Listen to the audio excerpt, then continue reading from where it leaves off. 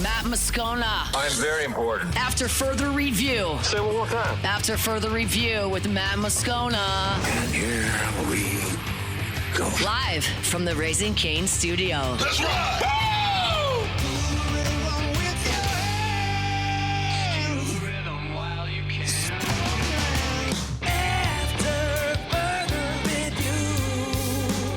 Off and running, hour number 2 after further review here on a Tuesday, presented by Sunshine, your hometown John Deere dealer in Louisiana. Musso in for Moscona, Jordan Kitchens, Paul O'Neill along for the ride, and we're happy to have you along for the ride as well. Andrew Lopez, sideline reporter for the New Orleans Pelicans.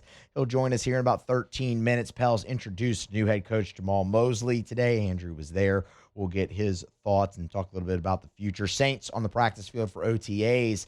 Kick off OTAs on Wednesday. Ross Jackson will be here in the 5 o'clock hour to go through that. And a long-awaited NBA draft decision that impacts LSU's basketball roster came down today, and we'll kind of react to that a little bit here as well in about 30 minutes or so. What I wanted to do right here was really dive into the LSU baseball offseason kind of just head first, because it's now officially here. Okay, the tournament bracket's been announced.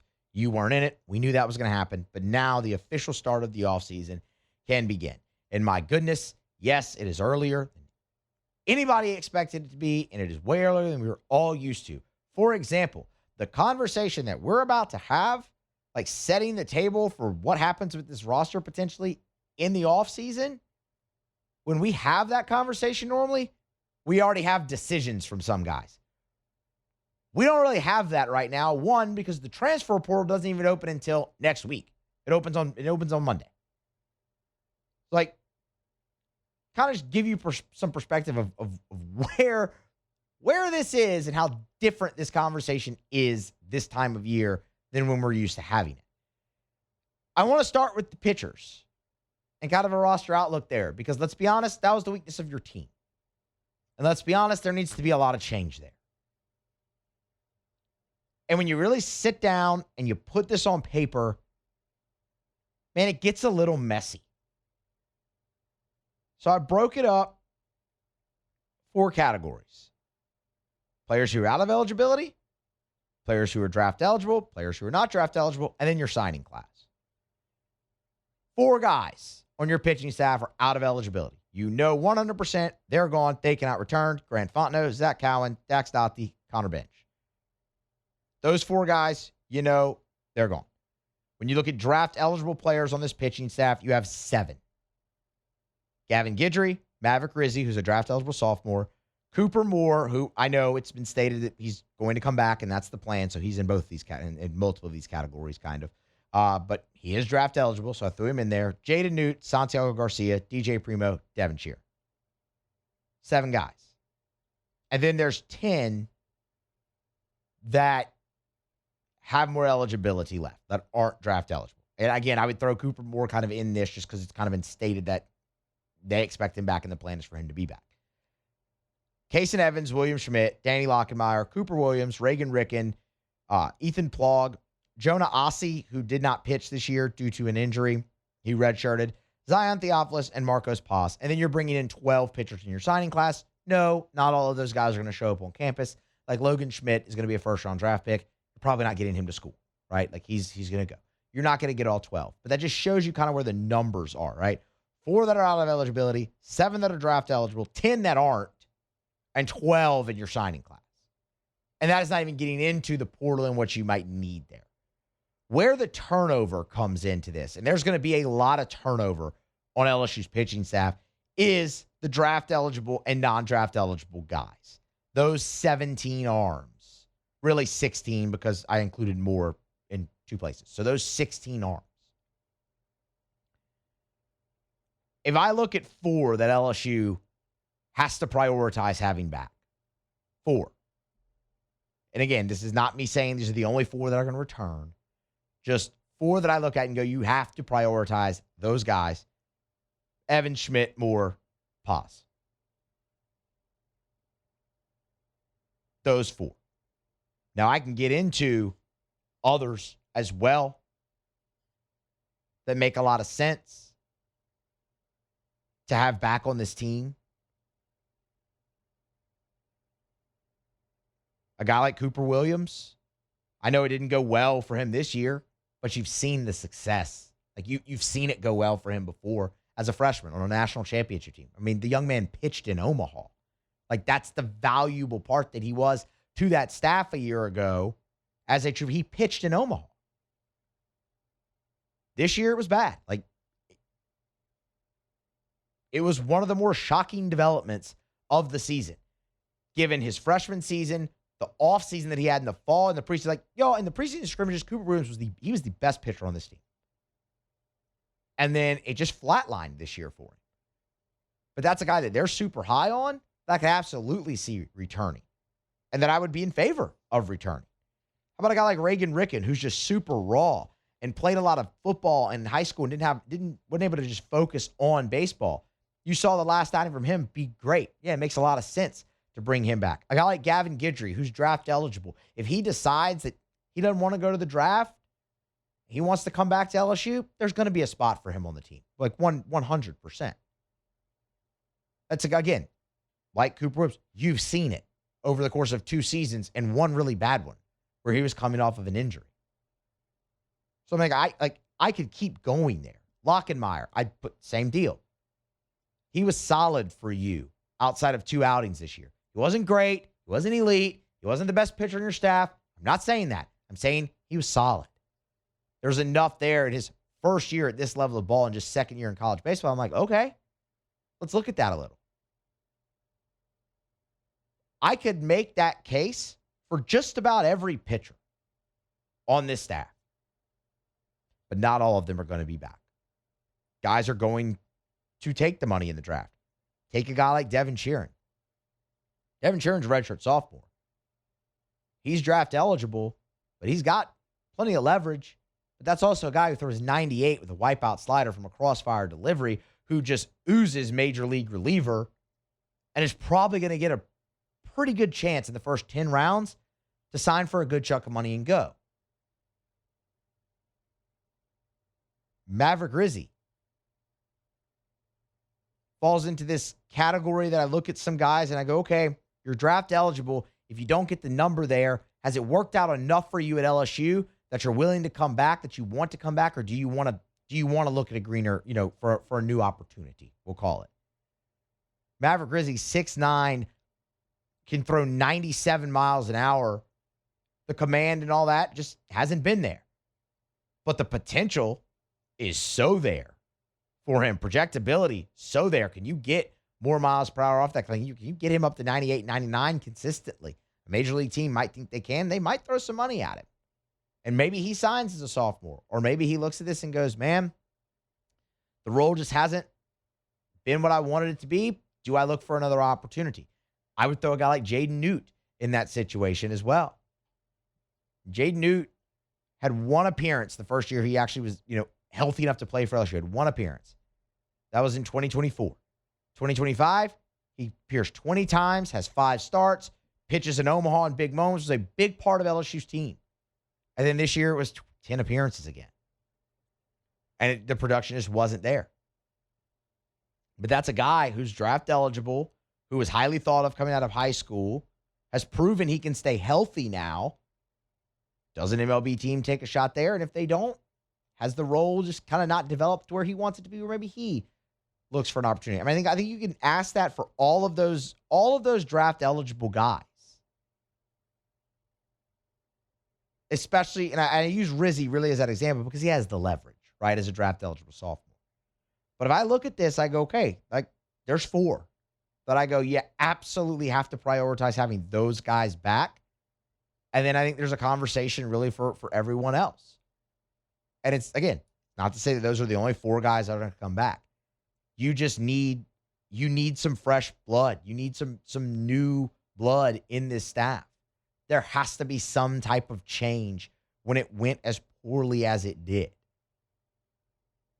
And everybody shares a piece of the blame there, right? All of them. The pitching, the pitchers, the coaching staff, Nate Yeskie, like all of them do. So that's just an example of some of the decisions these guys are going through. What do they need out of the portal? Well, you need a starter. Like, you have to go get a starter. That should just be a thing, really, every offseason. You go add starting pitching. This is no different. It's not to say that William Schmidt can't develop into a solid SEC starter or a great SEC starter. It's not to say Casey Evans can't. It's not to say Cooper Moore can't. But, I mean, you looked at this, and you had Evans and Schmidt ready to go. Those guys are going to be in your rotation, and you still went out and got Cooper Moore. The same thing goes for this. You bring in somebody to compete and give all of these guys an opportunity to be a starting pitcher at this level for you next year. But you have to add that. And then I really look for somebody potentially at the back end of the bullpen. Kind of like you did with a Devin Sheeran a couple years ago, adding him from Mount St. Mary's. Probably need to do that again. If Paz doesn't develop into a starter, could he serve that role for you? Absolutely. This stuff's more than electric enough. If Gavin Guidry is back, we know he can serve that role for you. That's probably the role he's best in, is that 8th, 9th inning guy. That's where he's had his most success in an LSU career. But what if he's not? You need some help in the back end of the bullpen as well. Starter, closer, that's really the first two things that stand out, and then fill in where you can. But there's going to be a lot of turnover there, and there's going to be some guys as well who maybe you thought weren't going to be back, who are back. Because while it didn't go the way you wanted it to on the mound this year, there's a lot of good stuff on LSU's team. They have to decide now what stuff is projectable and they can develop, and which isn't. And that's where all the turnover is going to come in this staff. It'll be a fascinating offseason. We'll go through the position players a little bit later on to start the 5 o'clock hour. That one's a little bit more cut and dry. Not as messy as the pitching staff. We'll grab a break, come back on the other side. Andrew Lopez reacts to the introduction of new Pelicans head coach Jamahl Mosley here on AFR. AFR. We're brought to you by Supper Club. You can book your reservation, supperclubbtr.com, supperclubbtr.com. One of the things about Supper Club that I love is if you want to go to Supper Club and be a baller, you can do it. You want to go to Supper Club and order a $5,000 bottle of Chateau Lafite Rothschild, you can do it. You want to go have $400 shots of cognac, you can do it. You can have experiences at Supper Club that usually are reserved for Las Vegas and New York and Paris and Abu Dhabi. Like, that's here in Baton Rouge. But the thing you got to remember as well, if you want to go to Supper Club and have the best steak of your life and have a few appetizers, a dessert, bottle of wine, you can do it as affordably as any other restaurant in town. But the experience at Supper Club is unmatched. Introduced open seating at the bar, first come, first serve. So if you knock off of work, you want to head by Supper Club, you can walk in without a reservation, see if you can grab a bar stool or a table by the bar as well. Have a great dinner, maybe cocktail, close some business. Book your reservation, supperclubbtr.com, supperclubbtr.com. After further review, powered by Sunshine, your hometown John Deere dealer in Louisiana.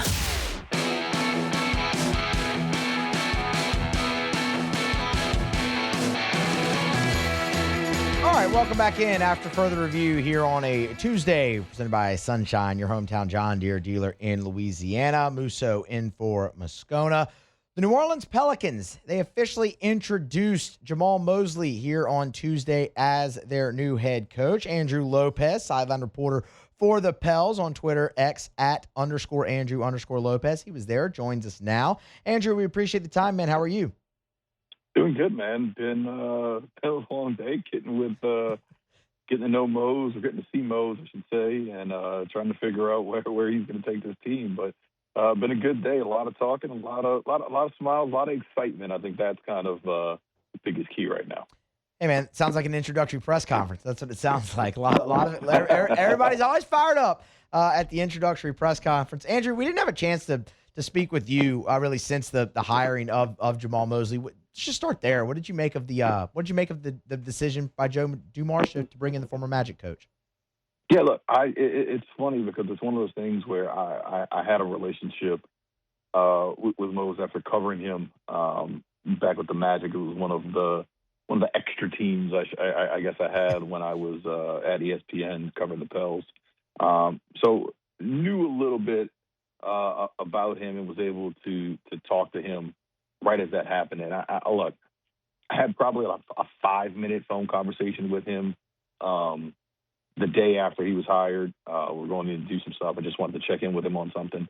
And I'd say of that 5-minute conversation, 3.5 minutes of it were just him talking about how excited he was about this opportunity. And I think one thing that we saw today, saw multiple times, was kind of the fact that he mentioned it. I think Joe Dumars talked about it. He had a situation where he didn't necessarily have to take a job right away. And one of the things Mose did today was after the press conference, he sat and talked with a couple of the writers and kind of just caught up with them. And it's a little bit more in-depth questioning. And one of the things that he talked about was the fact that he thought about, hey, maybe this is, I do sit and not take a job right now. And this opportunity presented itself, and I think he saw the good in this job. He saw the players. He saw everything that he wanted to do. So I think from that perspective, it's obviously when you got a coach looking for a new job, you always want a coach who wants you, and I think that is exactly what you have. And you got a pretty good one in Jamahl Mosley. One thing that stood out to me, kind of listening to him talk, was the physicality. I mean, look, we know the defensive acumen that he brings with him from Orlando. Is this Pelicans team, the way they're currently constructed, able to live up to the physicality that he wants?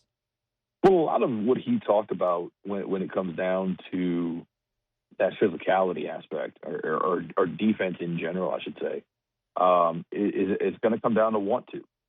And I think that part to me was kind of key of when you get down to want to and buy in and all that kind of stuff.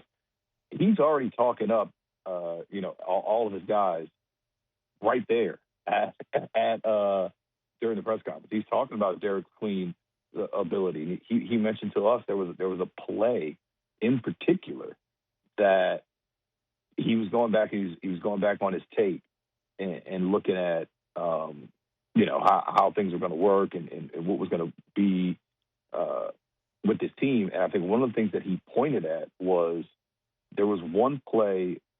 What he did was he went back and watched film from the Magic games against the Pelicans last year, and he saw there was a play that Derek Queen made in that game where he sees him get a steal on Tristan da Silva in the corner, and the bench is fired up. And what happens on the next play is Derek Queen picks up full court. And he says those kinds of things show me that it's there, in guys. And what happened in that particular instance was DQ's feeding off that energy, and it's why you have what he calls bell plays. They ring a bell if certain plays happen during practice. That's one of those plays that he saw. So he knows what he can think. I think he can bring out of this team, and obviously you have some other pieces. You have a Herb Jones, which I'm sure any defensive coach in the NBA would love to get their hands on a Herb Jones in their defense. So he sees a lot of the pieces here, and again, kind of probably wouldn't have taken the job if he didn't think that he could get that out of some of these guys. How does Zion fit in what he wants to do? He and this is a quote that he used. We did something with him earlier in the day, and then he said it during the press conference. And in his mind, Zion hasn't scratched the surface of what he's able to do yet. And to me, just as a team employee, as a fan of the team, that got me excited because that tells me he has ideas for what he can do. And somebody asked him specifically, "What do you see in Z? Do you use him in a brand new way? Do you use him in ways that he has been used prior? And you take that and you figure it out." And I think, to me, what I saw there was he said you try to go off of what you've seen already.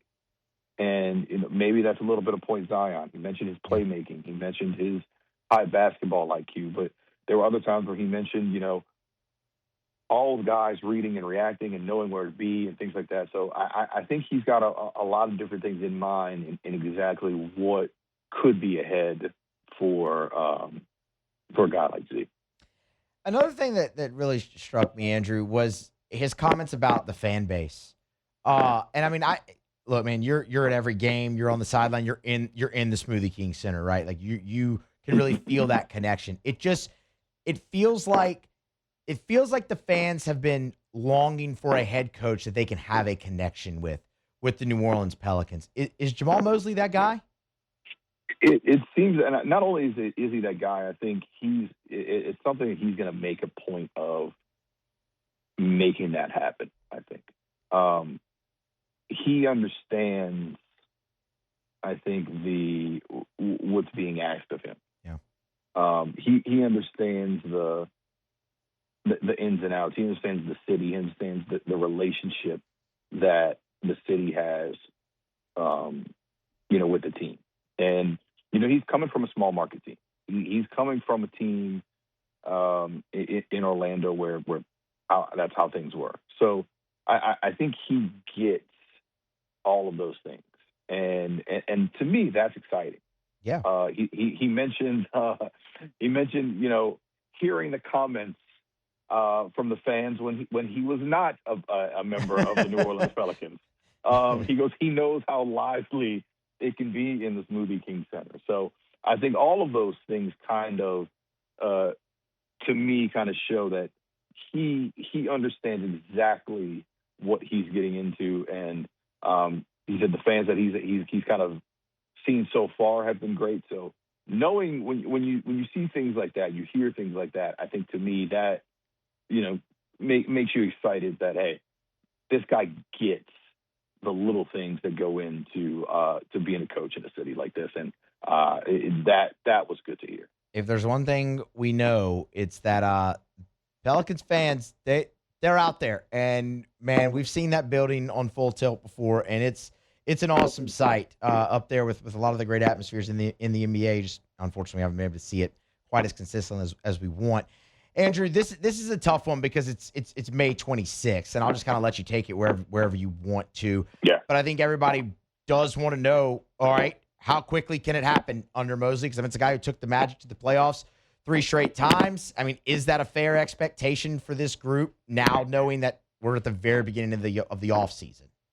Yeah, I think it's there's, again, you mentioned it's May 26th. There's a lot left to figure out in terms of what is it going to look like? How is it going to kind of take place? But I think Mose was kind of asked about what this team could possibly look like. And he mentioned kind of being on the cusp. And I don't know if that means in his mind that it's something that immediately happens. Like you go into next year and you're thinking, okay, we can be a team that competes. But I know what in his mind, what he sees is a team out there who, no matter what, has to compete in order for anything like that to happen. So if there's a sense of, this team can be a play-in team next year, or this team could be a playoff team next year, it's going to have to start on the defensive end, no questions asked. And I think that is something that, as much as we heard it today, talking about alignment between coach, executive, ownership group, Joe Dumars and Jamahl Mosley both understand that for this to get done, it has to happen defensively, and that's why you go and get a coach like this, and that's where I think he's going to focus some of those efforts to get things started. Jamahl Mosley officially introduced to the media as the New Orleans Pelicans' new head coach. Andrew Lopez, sideline reporter for the Pels on Twitter X @_Andrew_Lopez with us here on AFR. Andrew, we appreciate it as always, man. We'll have to catch up later in the offseason. Got it. Sounds good, man. All right, absolutely. That is Andrew Lopez. We're going to grab a break, but before we do that, Jordan's First South Farm Credit here, I think. AFR is brought to you by First South Farm Credit. You know where to start. Your first call, your first visit, your first option when it comes to buying land in Louisiana is First South Farm Credit. And honestly, it doesn't even have to be land in Louisiana, because First South Farm Credit can help you buy land in any of the contiguous 48. And they've got more than 40 branches in Louisiana, Mississippi, and Alabama. So if you're right here in the Southeast, there's First South Farm Credit locations all near you. But remember, like, for example, let's say a lot of our audience in New Orleans, of course. You're living in New Orleans, maybe you're starting to build a family, grow a family. You want to move to the North Shore like a lot of people do. You want to buy the 100 acres in Tangipahoa. You can. And First South Farm Credit can help because they have an office in Amite. So you can walk in there. You can do business with someone who talks like you, lives where you live, and help you buy land wherever you want to buy land in the contiguous 48. It's First South Farm Credit. If you're thinking of buying land, your first call, your first option should be First South Farm Credit. FirstSouthLand.com. All right, thank you to Andrew Lopez there, giving us the intel there on Jamahl Mosley's intro presser. I mean, he was there and it was right in the middle of the day, so saw a bunch of stuff come out about it. Listened to a good bit of it. It's kind of how we let it off there with Andrew, right? It's like it's a exciting day. It's all that. It's intro presser day. Like no one ever loses the introductory press conference.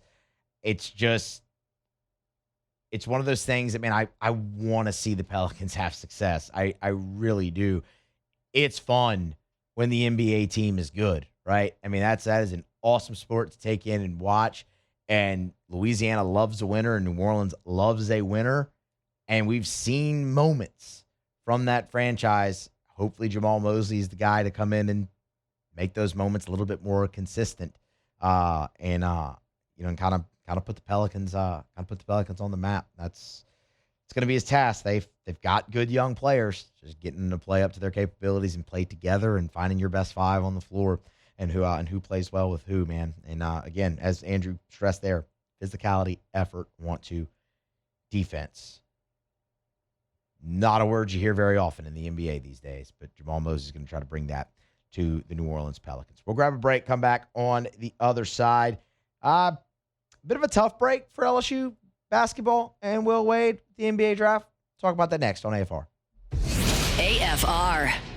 AFR is presented by Duplessis Pools.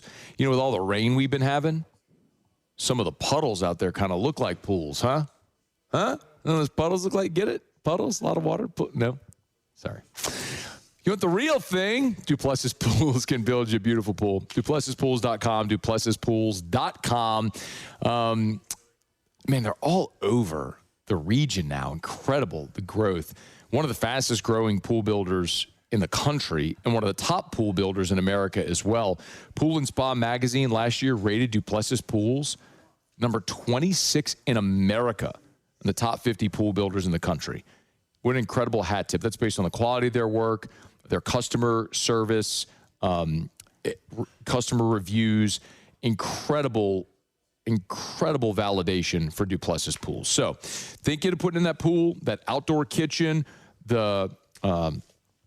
any type of way to beautify your outdoor space. You want to add a putting green, they can do that as well. It's DuplessisPools.com, DuplessisPools.com.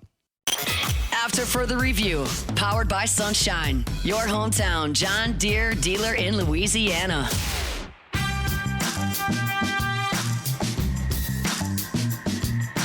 Quick reminder about Lee Michaels Fine Jewelry, lmfj.com, lmfj.com for Lee Michaels Fine Jewelry. They're the best. If you are, gentlemen, thinking about popping the question and you're thinking about where am I going to go buy that diamond, I want you to consider this. There are places that will sell you man-made lab diamonds, but what are you buying? It's according to its makeup and characteristics, sure, diamond. But is it going to hold its value? Like, is that the way you want to say, I love you, I want to spend the rest of my life with you? Go to Lee Michaels. Go to Lee Michaels. Walk in the door. Experience the thing I talk about all the time, which is the Lee Michaels experience. It's Lee Michaels Fine Jewelry with 10 locations. Baton Rouge, 2 locations in Baton Rouge. New Orleans, Lafayette, Shreveport, Mississippi, Texas as well. 10 locations across 3 states. It's Lee Michaels Fine Jewelry. Thrill her, gentlemen. Thrill her with a gift in the red box from Lee Michaels Fine Jewelry. All right, a little bit of breaking news here.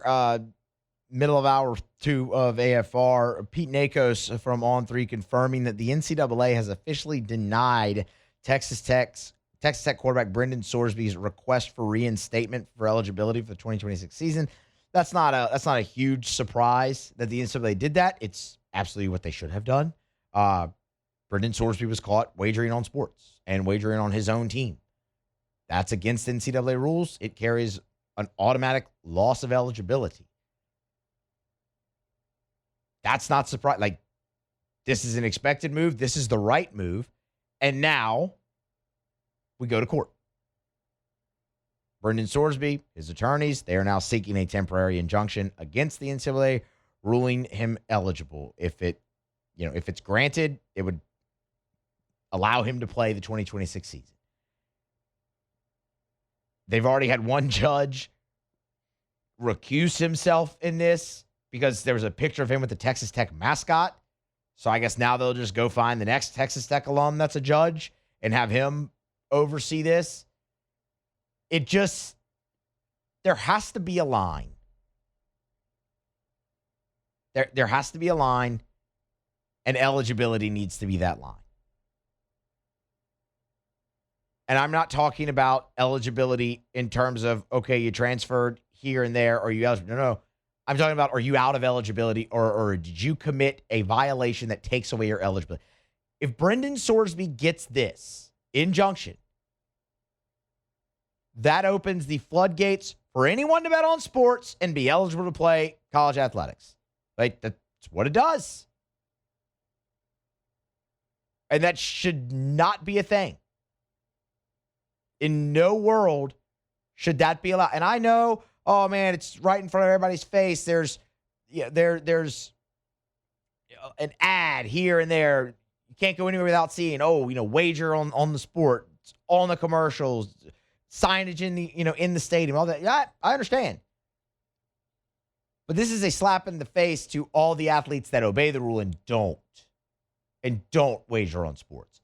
This is potentially, if this injunction is granted, a slap in the face for players in the past who have gotten caught and lost their eligibility. Hunter Deckers, former quarterback at Iowa State, first guy that really comes to mind there. This just can't happen. And it's the same thing in college basketball with G League players or guys who have signed two-way deals being allowed to come back, like Charles Bediako getting a temporary injunction granted. And then ultimately, finally, it progressed and he was ruled ineligible. And that needs to be what happens here with Brendan Sorsby. I fully expect at some point for him to be ruled eligible. It's just, will it go further and, common sense prevail and he be ruled ineligible? It's a bummer. And look, if the young man, if there's gambling addiction there and mental health there, I can be completely sympathetic to that, and I hope he gets the help he needs. He's checked in, to that rehabilitation for that, and that's great. And if that's something he's dealing with, yes, get the help you need, please. For for you personally. But the rule is black and white. The rule is the rule. The rule was explained to you. You know the rule. You broke the rule. And the penalty is ineligibility. And the NCAA has officially denied his request for the reinstatement. Now it'll go to court where it's just going to get messy. And I'm sure at some point he'll be ruled eligible. And because that's just how these cases go. But I mean, you talk about a Pandora's box that this could open, including players who have lost their eligibility, seeking injunctions now, reinstatement for that. And who's to say he can't bet on sports? Brendan Sorsby did it and potentially gets away with it. Why can't I? It's just not right. That's a slap in the face to everybody who has obeyed that rule with all the temptation around it too. We'll keep you posted as that goes along. But the NCAA has taken the first step. They have officially denied the request for reinstatement. Now they'll go to court for an injunction. All right, it's after further review here on a Tuesday. Musso in for Moscona. Of course, we're brought to you by Sunshine, your hometown John Deere dealer in Louisiana. Touch on brief basketball here. So the deadline to withdraw from the NBA draft is the 27th. So it's Wednesday at midnight Eastern. The one player LSU was really looking at there was Allen Graves. Of course, Graves spent this past season at Santa Clara, hit the game-tying shots in their matchup against against Kentucky in the NCAA tournament to overtime. Awesome moment for him. Ponchatoula native, brother of Marshall Graves, who already played for Will Wade. It was down to Duke and LSU if he did not stay in the NBA draft, and everyone kind of assumed it would be LSU. Well, Marshall Graves announced today, or I should say the report came down from Jonathan Givony today that he will, Allen Graves will remain in the NBA draft. So that takes a forward off the board for LSU, but you look at what it means for the roster, and look, LSU, they planned for that possibility. I mean, you have plenty of bodies to fill those, the 3 and the 4 if you're LSU with Mo Diabate, obviously Marcio Santos, Salu Niang, Michael Ruzic. Like, you went and filled up, and those are veteran players who have played a lot of basketball at the professional level and whatnot to come in and go there. When I look at this LSU roster, really the last thing they need is a point guard and a true point guard. Abdi Bashir is a scorer. Like, that guy is out there to fill it up, get buckets, put points on the board. You need to find that distributor who can be more of the true point guard if you're Will Wade and LSU to help get the ball, to a guy like Bryce DeSere, who plays really, really, really well when he's got a guy who, I should say, his offensive game is truly unlocked when you can get him the basketball and feed him down low. Not necessarily, he's not the stretch guy. He's not going to go out there and create his own shot or anything of that nature like you see some bigs be able to do. And Bryce DeSere is going to play an awful lot. And you look at some of these other scorers, a guy to get them the basketball, right?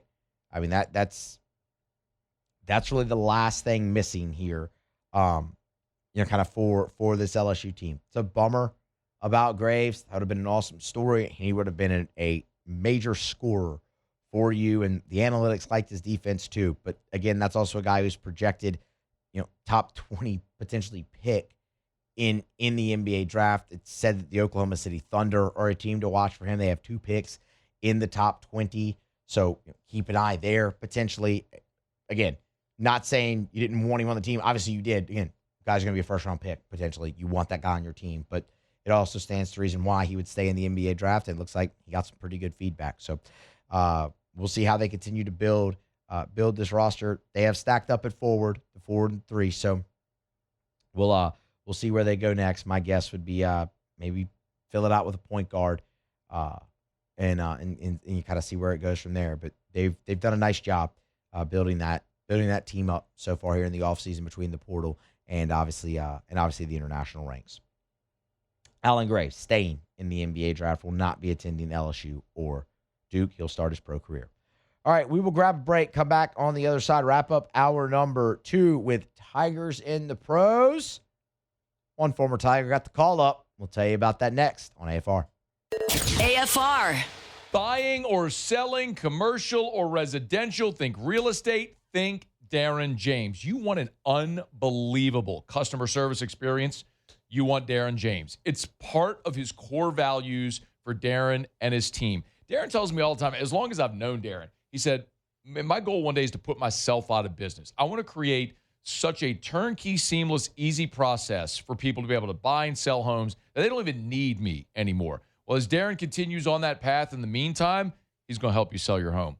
So if you need to sell your home, you want a realtor that quite literally sells more homes than anyone, you want Darren James. Last year, Wall Street Journal is listed the top 1% of realtors in America, Darren James. So, need to sell your home fast for the most amount of money? You need Darren James. 335-7666, 335-7666, or agent225.com. Think real estate, think Darren James. After further review, powered by Sunshine, your hometown John Deere dealer in Louisiana. Summer is here. Maybe you're looking to upgrade that ride before the family road trip. Get on by South Point Volkswagen, airline just north of Highland, or online at southpointvw.com, southpointvw.com. Told you for years, they're Louisiana's largest volume Volkswagen dealer. Maybe you need that full-size family SUV. Make sure you go test drive the Atlas. That's what Erica drives. It's the 3-row, 7-seater family SUV. tons of space to accommodate our family, all our bags, all the beach stuff as well. Go test drive one today at South Point Volkswagen. Remember, you can shop them online, new and certified pre-owned. So if you're looking for a pre-owned vehicle, great selection. Say it all the time. They're the largest volume Volkswagen dealer. They move more new inventory, so they have more pre-owned trade-in inventory as well. So make sure you shop their pre-owned vehicles over at South Point Volkswagen. Airline just north of Highland or southpointvw.com. South Point Volkswagen. What's your direction?